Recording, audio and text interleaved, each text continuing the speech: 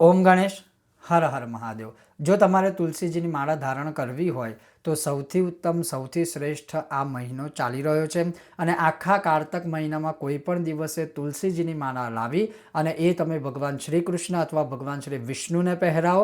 એમને પહેરાવ્યા પછી એ માળા પોતાના ગળામાં પહેરો અને ગળામાં પહેરતા સમયે આ શ્લોકનું અવશ્ય ઉચ્ચારણ કરવું અથવા તો પ્રાર્થના કરવી કે તુલસી કાષ્ઠ સંભૂતે માલે કૃષ્ણ જનપ્રિય બિભર્મિત્વા મહમ કંઠે કુરુમામ કૃષ્ણ વલ્લભમ।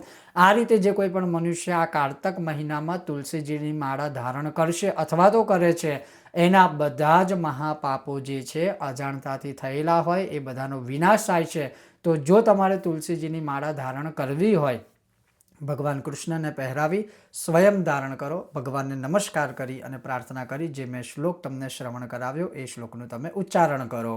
કોઈ પણ દિવસે ચાલશે આખા કારતક મહિનામાં। ઓમ ગણેશ, હર હર મહા